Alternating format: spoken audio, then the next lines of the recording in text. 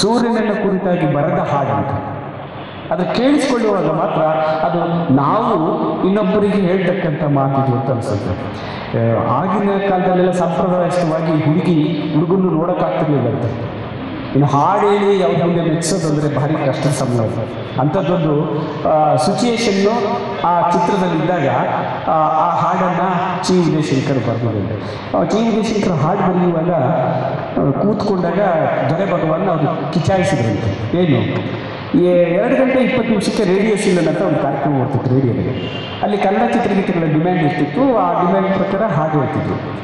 ಆ ಹಾಡುಗಳ ಬಂದಾದಮೇಲೆ ದೊರೆ ಭಗವಾನ್ ಚಿ ವಿಜಯಶಂಕರ್ ಅವರು ಹೇಳಿದರು ಏನಂತ, ನೀನು ಇಷ್ಟೊಂದು ಹಾಡು ಬರೆದಿದ್ಯಾ, ಒಂದು ನಿನ್ನ ಮೆಚ್ಚಿನ ಹಾಡು ರೇಡಿಯೋ ಸೀಲನ್ನಲ್ಲಿ ಬರಲೇ ಇಲ್ವಲ್ಲಪ್ಪ ಅಂತ ಅಂದ್ಬಿಟ್ರಂತೆ. ಅವರು ನೆಗೆಟಿವ್ ಆಗಿ ತಗೊಳ್ಳಿಲ್ಲ, ಪಾಸಿಟಿವ್ ಆಗಿ ತಗೊಳ್ಳುತ್ತೆ. ಹೌದು ಬರಲಿಲ್ಲ, ಏನಾಯ್ತು ಈಗ ನೋಡಿ, ನೆಕ್ಸ್ಟ್ ನಿಮ್ಮ ಸಿನಿಮಾಕ್ಕೆ ಬರ್ತೀನಿ ಹಾಡು ಅಂತ ಬರೆದ್ರಂತೆ. ಯಾವುದು ಗೊತ್ತಾ, ಬೆಂಕಿಯ ಬಲೆ ಚಿತ್ರದ ಹಾಡುಗಳನ್ನು ಬರೆದಂತೆ. ಇಡೀ ಬೆಂಕಿಯ ಬಲೆ ಚಿತ್ರದ ಹಾಡುಗಳೆಲ್ಲ ಸೂಪರ್ ಹಿಟ್ ಹಾಡುಗಳು.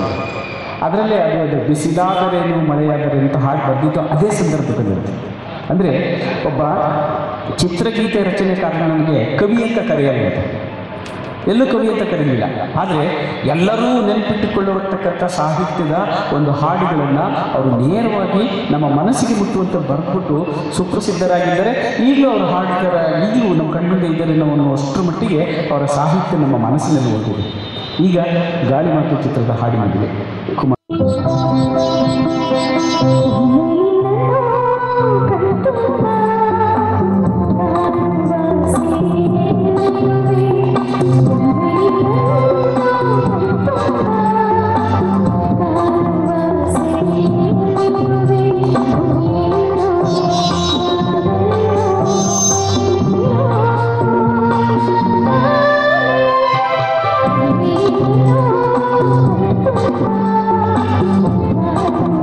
See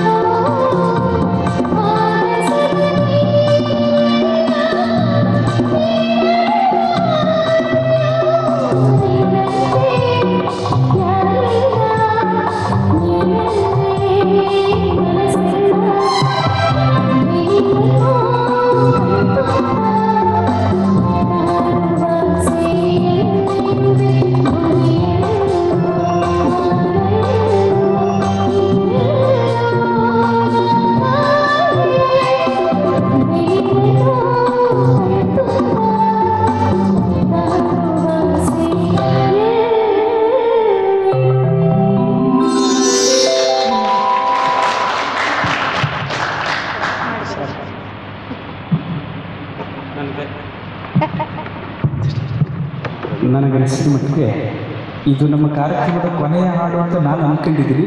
ಬಟ್ ಅವರು ಕ್ಯೂರಿಯಾಸಿಟಿಯಲ್ಲಿ ಹಾಡ್ತೀನಿ ಅಂತ ಹೇಳ್ತಾರೆ. ಭಾಳ ಹಾಡುಗಳಿದ್ದಾವೆ ಇಲ್ಲ ಅಂತಲ್ಲ. ಈ ಹಾಡು ಕನ್ನಡ ಚಿತ್ರದ ಸೊಸೆ ತಂದ ಸೌಭಾಗ್ಯ ಚಿತ್ರದ ಹಾಡು.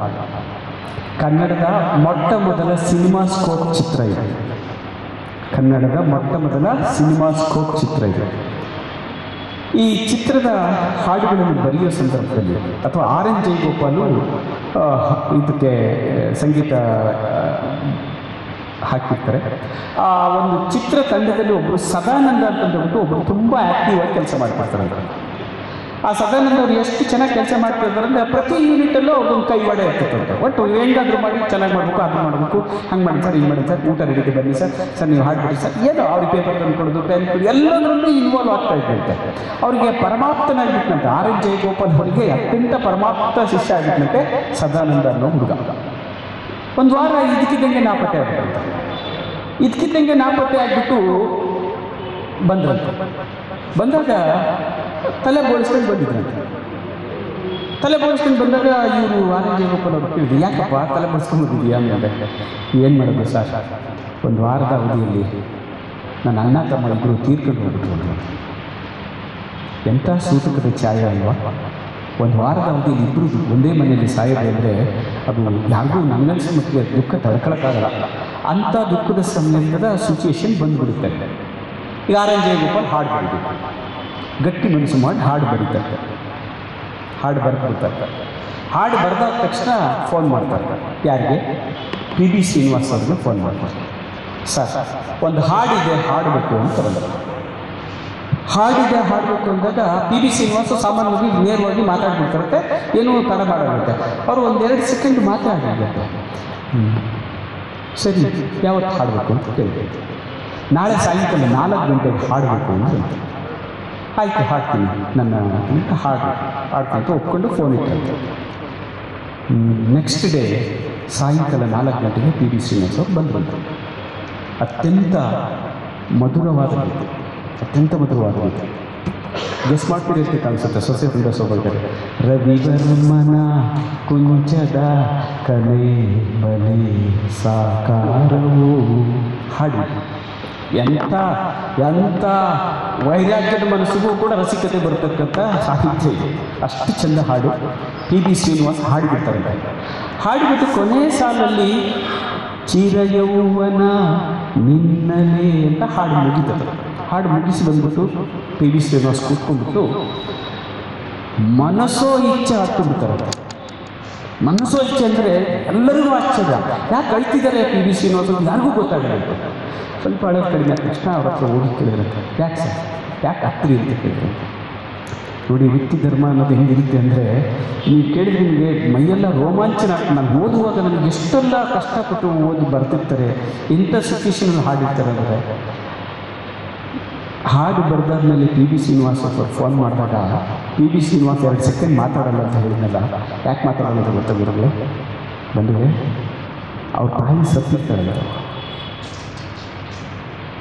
ಅವ್ರ ತಾಯಿ ಸತ್ತಿದ್ರು ಅಂತ ಹೇಳಿದಾಗ ಇಡೀ ಚಿತ್ರತಂಡ ಅರ್ಧ ಗಂಟೆ ಅವ್ರ ಹತ್ರ ಏನು ಏನೋ ಒಂಥರ ಇನ್ಕನ್ವೀನಿಯನ್ಸ್. ಸೂತಕದ ಛಾಯೆಯಲ್ಲಿ ಬರೆದ್ರು, ಸೂತಕದ ಛಾಯೆಯ ಮೂಡಲ್ಲೇ ಹಾಡಿದ್ರು.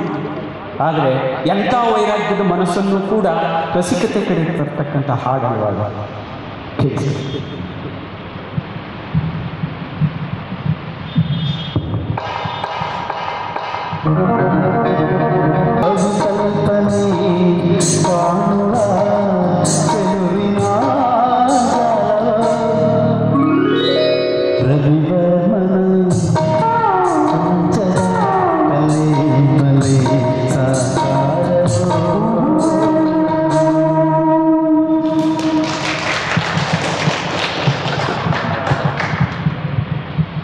ನಿಜ ಹೇಳಿ, ಇವ್ರು ಹಾಡಿದ ಚಪ್ಪಾಳೆ ಹೊಡೆದ್ರ, ಅವ್ರು ಬರೆದಿದ್ದ ಚಪ್ಪಾಳೆ ಹೊಡೆದ್ರ, ಅಥವಾ ಆ ಸಂದರ್ಭದ ಚಪ್ಪಾಳೆ ಹೊಡೆಯೋದು ಅಲ್ವೇ ಅಲ್ವಲ್ಲ. ಹಾಡು ಹಿಂಗೆಲ್ಲ ಹುಟ್ಟಿದವೆ ಅನ್ನೋದಕ್ಕೆ ನಿಜ ಹೇಳ್ತೀನಿ. ಆ ಚಿರಯೌವನ ನಿನ್ನಲ್ಲೇ ಅಂತ ಹಾಡುವಾಗ ಪಿ ಬಿ ಶ್ರೀನಿವಾಸು ತನ್ನ ತಾಯಿಯನ್ನೇ ಕಣ್ಣು ಮುಂದೆ ತಂದ್ಕೊಂಡಿದ್ರಂತೆ. ಆಮೇಲೆ ಪಿ ಬಿ ಶ್ರೀನಿವಾಸ್ ಎಲ್ಲೇ ಈ ಹಾಡು ಬಂದಾಗೆಲ್ಲ ಅಳ್ತಿದ್ರಂತೆ. ಈ ಹಾಡು ಆಡಿದ್ರಂದ್ರೆ ಅವ್ರು ಅಳ್ತಿದ್ರು, ಕಂಪಲ್ಸರಿ ಅಳ್ತಿದ್ರು ಅಂತ. ಈಗ ಸಮಯ ಜಾಸ್ತಿ ಆಗ್ತಾ ಇದೆ. ಏನು ಹಾಡು ಆಡಿಸ್ಬೇಕು ನಮ್ಮ ಹತ್ರ ಭಾಳ ಇದೆ. ಒಂದು ತಪ್ಪು ಮಾಡದವರು ಎಲ್ಲವೇ, ತಪ್ಪು ಮಾಡದವರು ಯಾರವೇ, ಅದರದ್ದು ಒಂದು ಇತಿಹಾಸ ಇತ್ತು, ಬಹಳಷ್ಟು ಇದ್ದಾವೆ. ಬಟ್ ನಮಗೆ ಸಮಯ ಬಹಳ ಕಡಿಮೆ ಆಗ್ತದೆ. ಆಮೇಲೆ ನನಗೆ ಭಾರಿ ಖುಷಿ ಹೇಳ್ತೀವಿ, ನಿಜ ಪ್ರೇಕ್ಷಕರೆಲ್ಲ ತುಂಬಿದ್ರು. ಇದೇ ಸಂದರ್ಭದಲ್ಲಿ ನಾವು ಕಾರ್ಯಕ್ರಮ ಮಾಡಬೇಕು ಅಂತ ನಾವೇನು ಅಂದ್ಕೊಳ್ಳಿಲ್ಲ. ಯಾಕೆಂದರೆ ಕೇಳದೇ ಇರೋ ಸಾವಿರಾರು ಕಿವಿಗಳಿಗಿಂತ ಕೇಳೋ 100 ಕಿವಿಗಳಿದ್ರೆ ಸಾಕು, ನಮಗೆ ಖುಷಿ ಆಗ್ತದೆ. ಅದು ನಮಗೆ ನಿಜವಾಗ್ಲೂ ಅವರು ಹಾಡಲಿಕ್ಕೆ ರೆಡಿ ಇದ್ದಾರೆ, ನೀವು ಕೂತ್ಕೊಳ್ಳೋಕೆ ರೆಡಿ.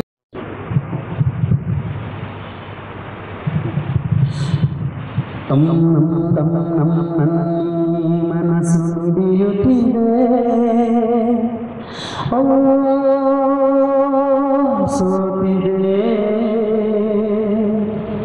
ಕೈಯಲ್ಲಿ ಕುಣಿವ ಹೊನ್ನ ಬಳೆಯ ಗಲ್ ಗಲ್ ಗಲ್ ಗಲ್ ತಾಳಿಗೆ, ನನ್ನೆದೆಯ ವೀಣೆ ತನ್ನಂದು ತಾನೆ ತಮ್ಮಂ ತಮ್ಮ ಎಂದಿದೆ, ಗಲ್ ಗಲ್ ಗಲ್ ಗಲ್ ತಾಳಿಗೆ ತಮ್ಮಂ ತಮ್ಮಂ ಎಂದಿದೆ. ಎರಡು ಕನಸು ಚಿತ್ರದ ಈ ಹಾಡಿನ ಹಿನ್ನೆಲೆ. ಚಿತ್ರದ ನಾಯಕ ತಾನು ಪ್ರೀತಿಸಿದ ಹುಡುಗಿಯನ್ನು ಮದುವೆ ಆಗಲಿಕ್ಕಾಗೋದಿಲ್ಲ. ಹಿರಿಯರ ಒತ್ತಾಯಕ್ಕೆ ಬೇರೊಂದು ಹುಡುಗಿಯನ್ನು ಮದುವೆ ಆಗಿರ್ತಾನೆ. ಅಲ್ಲಿ ಮಂಜುಳಾ ಆ ಪಾತ್ರದಲ್ಲಿ ಕಲ್ಪನಾ ಎರಡನೇ ಹೆಂಡತಿ, ಅಂದರೆ ಹಿರಿಯರು ಮಾಡಿದ ಮದುವೆ ಹುಡುಗಿ ಅಂದರೆ ಕಲ್ಪನಾ. ರಾಜ್ಕುಮಾರು ಲೆಕ್ಚರರ್ ಇರ್ತಾರೆ. ಪ್ರತಿ ದಿವಸ ಮನೆಗೆ ಬರುವಾಗಲೆಲ್ಲ ಇವಳು ಕಾಯ್ತಾನೆ ಇರ್ತಾಳೆ, ಇವತ್ತು ನಾನು ಮಾತಾಡಿಸ್ಬೋದು, ನನಗೊಂದು ಏನಾದರೂ ಗಿಫ್ಟ್ ತರ್ಬೋದು, ಮಲ್ಲಿಗೆ ಹೂ ತರ್ಬೋದು, ನಾನು ಮಾತಾಡಿಸ್ತಾರೆ, ಖುಷಿಯಿಂದ ಇರಲಿಲ್ಲ ಅಂತ ಇವಳು ಕಾಯ್ತಿರ್ತಾರೆ. ಆದರೆ ರಾಜ್ಕುಮಾರ್ ಮನಸ್ಸೆಲ್ಲ ಮಂಜುಳ ಕಡೆಯೇ ಇರ್ತದೆ, ತಾನು ಮೊದಲು ಪ್ರೀತಿಸಿದ ಹುಡುಗಿ ಹತ್ರನೇ ಇರ್ತದೆ. ಎಂಥ ಸಂದರ್ಭದಲ್ಲೂ ರಾಜ್ಕುಮಾರ್ ಅವಳೊಟ್ಟಿಗೆ ಮಾತಾಡೋದಿಲ್ಲ. ಇದು ಚಿತ್ರದ ಸನ್ನಿವೇಶ. ಆವಾಗ ಕಲ್ಪನಾ ತನ್ನ ಕಲ್ಪನಾ ಲೋಕಕ್ಕೆ ಹೋಗಿ ಒಂದು ಕನಸು ಕಾಣ್ತಾಳೆ. ಆ ಕನಸಿಗೆ ತಕ್ಕಂಥ ಹಾಡು ಬರೀಬೇಕು ಅಂತ ಹೇಳಿದ್ರಂತೆ. ಬರುವಾಗ ಬರಿತೀನಿ ಅಂತ ಹೇಳಿದ್ರಂತೆ. ಬರಿತೀನಿ ಅಂತ ಹೇಳುವಾಗ ಇವ್ರು ಸುಮ್ಮನೆ ಏನೋ ನಮ್ಮ ಅಂದ್ರಂತೆ. ಅಂದ ತಕ್ಷಣ ಏನೋ ಏನಂತಾರೆ ಸ್ಪಾರ್ಕ್ ಇದೆ, ಇಲ್ಲಿ ಬರೀರಿ ಅಂತ ಒಂಥರ ಏನೋ ಬರೀರಿ ಅಂದಾಗ ಚಿ ಉದಯಶೇಖರ್ ಸ್ವಲ್ಪ ಹಿಂದೆ ಹಾಕಿದಂತೆ. ಯಾಕೆ ಗೊತ್ತಾ, ಡಾಕ್ಟರ್ ರಾಜ್ಕುಮಾರ್ಗೆ ಏನು ಇಲ್ಲದೆ ಆಲಾಪ ಬರೆಯೋದು ಕಷ್ಟ, ಬೇಡ ಇದು ಬಿಟ್ಬಿಡೋಣ ಅಂತ ಅನ್ಕೊಂಡ್ರಂತೆ. ಇಲ್ಲ ಬರೀರಿ ನೋಡೋಣ, ಬರೀರಿ ಅಂತ ಹೇಳ್ಬಿಟ್ಟು ಪ್ರೋತ್ಸಾಹಿಸಿ ಬರೆದರೆ ಎಲ್ಲವೂ ಕಲ್ಪನೆಗೆ ಎಲ್ಲ ಕನಸಿನಿದೆ ಹಾಡು. ಕಲ್ಪನೆ ಕೂತ್ಕೊಂಡ್ಬಿಟ್ಟು ತನ್ನೆಲ್ಲ ಕನಸಿನಲ್ಲಿ ಅದರಲ್ಲಿ ಹೇಳ್ತಾರಲ್ಲ, ಅವ್ರು ಹೇಳ್ತಾರೆ, ನನಗೆ ನೆನಪಾಗ್ತಿದ್ದೆ, ನಾನು ಸ್ವಲ್ಪ ಕತೆ ಓದಿ ಹೇಳೋದ್ರಲ್ಲೇ ಕಾನ್ಸಂಟ್ರೇಟ್ ಆಗಿದ್ರೆ, ನಮ್ಮ ಮನಸ್ಸು ಮಿಡಿಯುತ್ತಿದೆ, ಕೈಗೆಜ್ಜೆ ಎಲ್ಲ ಬರ್ತದೆ. ಅವನ್ನೆಲ್ಲವರು ಸೂಕ್ಷ್ಮವಾಗಿ, ಅತೀ ಸೂಕ್ಷ್ಮವಾಗಿ ಬರೆದ್ಬಿಟ್ಟು ಹಾಡು ರೆಡಿ ಮಾಡ್ಕೊಂಡಾಗ ಚಿ ವಿಜಯಶೇಖರ್ ಹೇಳಿದ್ರು, ಈ ಹಾಡು ಏನಾಗುತ್ತೋ ನನಗೆ ಗೊತ್ತಿಲ್ಲ, ಆದರೆ ಸಕ್ಸಸ್ ಆದರೆ ಮಾತ್ರ ಸಿನಿಮಾನು ಕೂಡ ಸಕ್ಸಸ್ ಆಗುತ್ತೆ ಅಂತ ಹೇಳಿದ್ರಂತೆ. ಸಿನಿಮಾನು ಸಕ್ಸಸ್ ಆಯಿತು, ಹಾಡಿನೂ ಸಕ್ಸಸ್ ಆಯಿತು. ಡ್ಯುಯೆಟ್ ಹಾಡು, ಇದು ಒಂದೇ ಡ್ಯುಯೆಟ್ ನಾವು ಆಯ್ಕೆ ಮಾಡಿದ್ದು ಡಾಕ್ಟರ್ ಆಯ್ಕೆಗೆ ಅವರು ಹೇಳಿದ್ದಕ್ಕೆ ನಾವು ತರಿಸ್ತಾ ಇದ್ದೀವಿ. ಈ ಒಂದು ಹಾಡಿನ ಪ್ರಸ್ತುತಿಯನ್ನು ಪಡಿಸಿದ್ದಾರೆ.